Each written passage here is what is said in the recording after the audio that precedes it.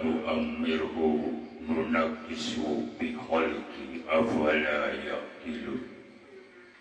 Siksa hajama nu dipanjangkeun umurna ku kami lawan Allah. Maka bentuk kejadianna oge bakal dirubah. Nah maranehna teu mamikirkeun masalah eta.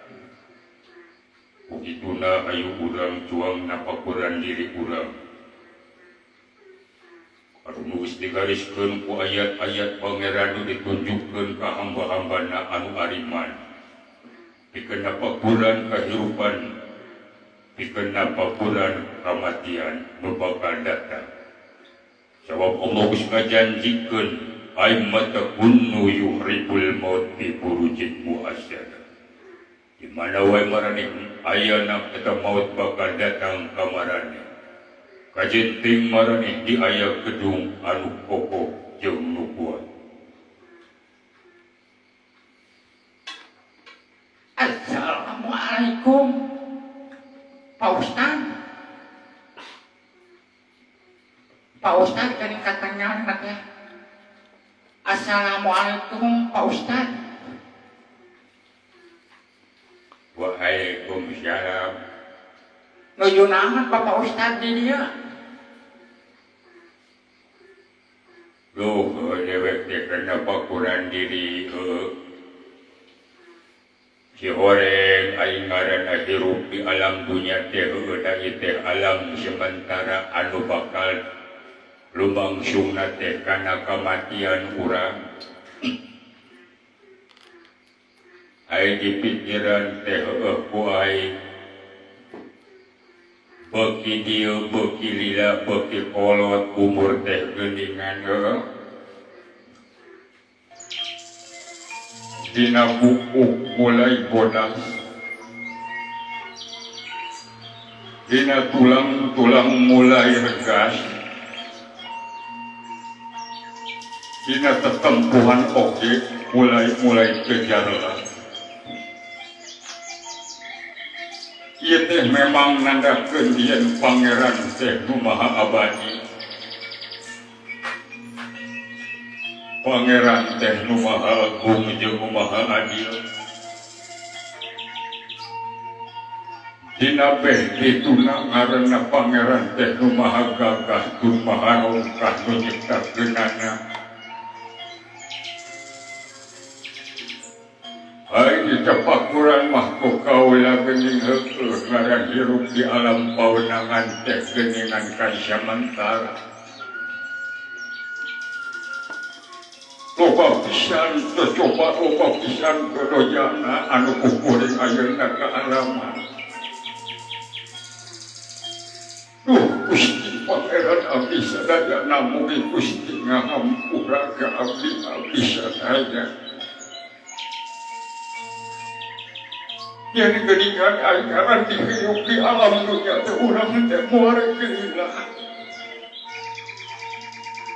Aya tungtungna pikeun urang nyata balik ka pabaritungan nu disebutna teh alam kubur.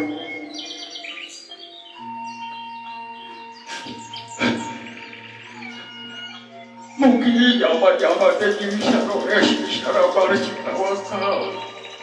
Yang mudah-mudah beli kiamat teh bakal pikir dina kayaan di dunia anu semakin data semakin rusak.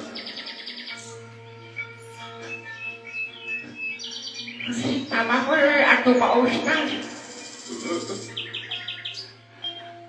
Geuningan anu karesep aing teh ayeuna.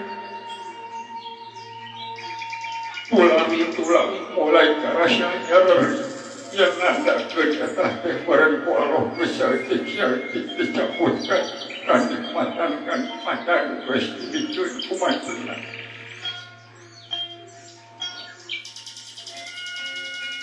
Ayeuna buuk ke dosa ieu tadi nampalas hideung. Ayeuna geus balik ninggal nyatana tinggal bodasna nandakeun umur teh beuki nabahan. Sanaga bareng karasya anu baheula mah urang pedas pakul sabaraha kilo sabaraha puluh kilo ayeuna mah kapan jadi kadang-kadang teh ka bawah. Laras Pak Ustad eta teh. Ieu teh tapakurakeun pikeun urang. Makhluk Allah anu Allah geus ciptakeun urang pikeun olok tepikeun ka ayeuna kapoena.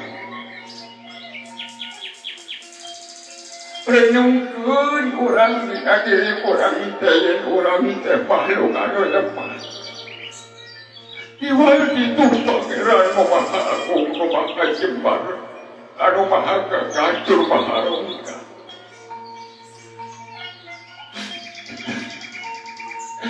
Mugi Gusti ngaampura kami tina segala dosa perdosaan.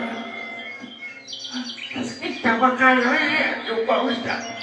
Ya memang kieu buktinya geuning dalam dunia teh urang ge da moal gila Pak Ustad. Kudu balik pikir ti ayeuna mah urang teh. Geurang ngaca kana diri urang yen urang teh geuning makhluk teh di alam dunia teh geulinya. Tuh bocor semen geuna tempo urang padana urang di alam ieu teh geuning dorobanya mah dorang ka pangeran.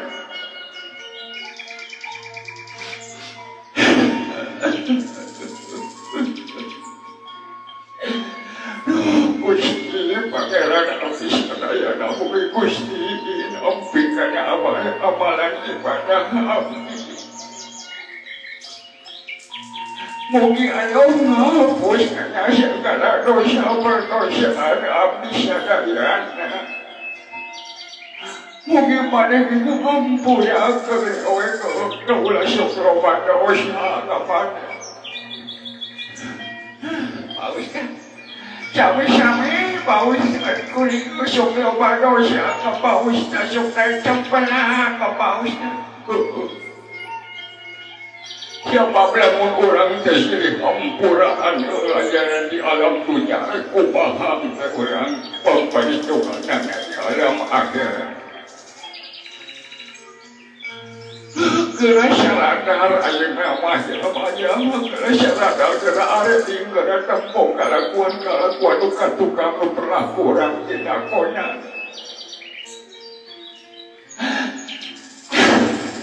Gusti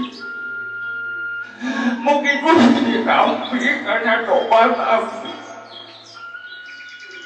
Mugi Allah ngangkat narasan abdi Gusti ieu bebaskeun abdi tina panyiksa Gusti alatanku amal-amal kagorengan kaula Gusti. Moal aya dari tempat panyalindungan ibarat anu nyalametkeun teh amal-amalan urang. Leres pisan eta teh Pak Ustad. Ieu teh jadi kudu ditapak urang ku urang ku diri urang teh geus sampai di mana urang babakti ka pangeran ieu anu maha murah tur maha asih.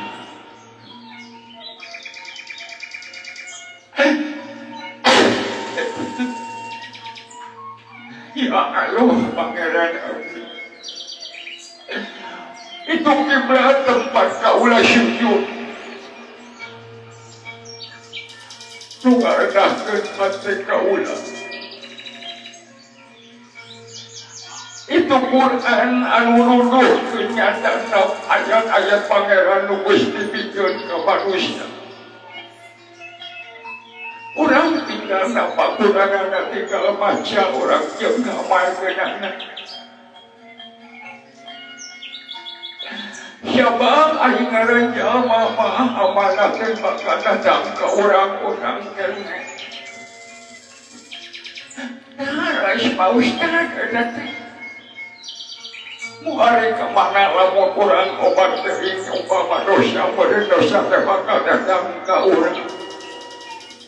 Lamun amal ge bakal datang oge ka urang.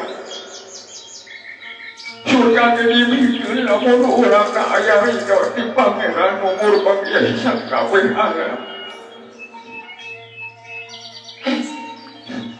Kita pakukan diterima Gusti abdi nuhun di hampuran dina segala dosa perdosaan abdi. Mumpung abdi dipasihan jatah umur ku Gusti abdi mugi Gusti kanuduhkeun abdi kana jalan ayeuna bakal dipikari ku ajeun ya Allah.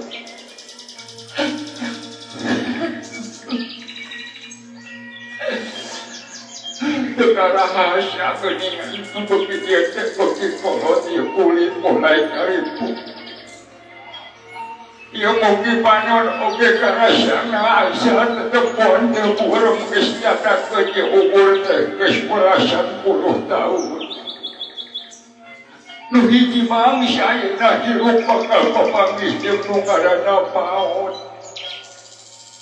Dirinya berenang letaknya zaman yang bakal mati hasil usaha daya di alam dunia. Pepejahkah dia pada kehampura cewek ke bisi keloba dosa malu manusia karena manusia masuk keloba pisan. Oh, ucap salah ucap, oh salah lampahnya begitu pada kehampura kerana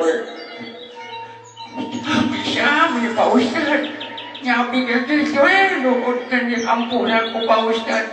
Moga-moga Pak Ustaz dan kersanga hampura ke api. Orang kesiapi-siapi wedang ngaran ke makhluk sosial orang kesok loba lepatnya, loba salahnya. Kita pakuran titik makhluk. Iwalkannya pangeran anu moal arang ayah tungtungna. Iwalkannya Allah anu maha agung anu moal ayah wates wangena.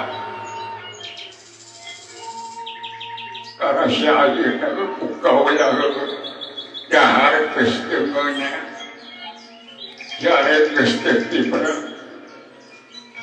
Anu jadi beban karena pikiran kaulah tersok bising dan ditanya ku pangeran kaulah bisa menjawab alasan kaulah terlupa bisa dosa.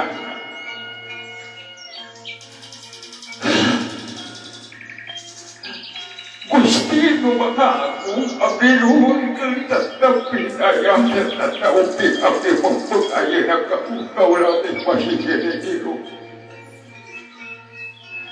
Kelas sadar kabeh ini ayeuna yang payah baru aya di alam marjabana di alam dunia ieu. Bising suatu saat kedatang ajal ngajemput karena badan urang nyarangka ditinggalkeun nyawa nyarita maut pingarayeuna. Ieu jadi pemikiran kawan. Sabar karesiap kesenangnya orang di alam dunia tadi suatu saat bakal ditinggalkan ku orang yang tak mau ditinggal tinggalkan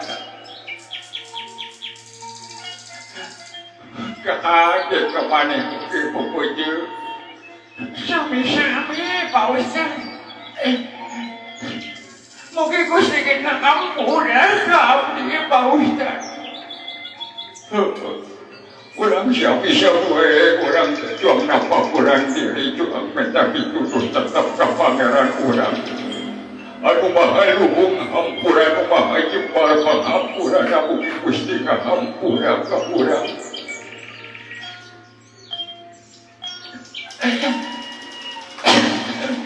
Aduh, habis itu Pak Ustaz. Mungkin Pak Ustaz ngampura kami dengan segala kelemahan aku di Pak Ustaz.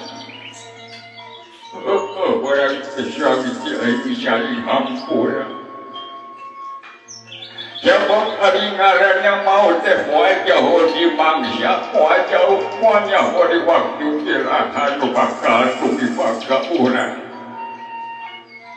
Sebab Allah keseluruhan aimat tekunu yuhribul mauti furuti muasyada. Di mana wae marane ayatna eta maut pasti bakal kemana katinting maneh aya di gedung anu kokoh jeung kuat. Kade camkeun kade ingat ke maneh ku diri maneh siapkan urang salamat.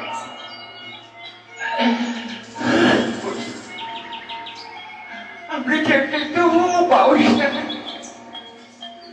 Ini sebab kurang buka pada teko ini di alam dunia teko ulang makhluk pisan dosana Pak Ustaz. Diri Gusti Abdi supaya diri ke Gusti mungkin Gusti ampun abdi.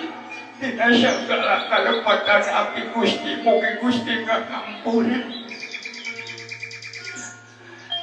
Gerak sadar aja nawa. Gerak tempuh, gerak kacaan diri mana tegelingan robah hirup salah daripada benar nak tukar rasa kuai. Oke gitu.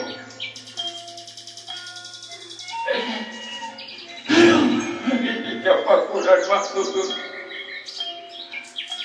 Begiya umurnya begi terus begi korotan karena segala perkara urang wayangina diri urang. Lumah ribung harta di cukup bagi harta di dia udah masih maka ditinggalkan mual ada di bawah. Iwan rumah rengan siwa di amalan urang.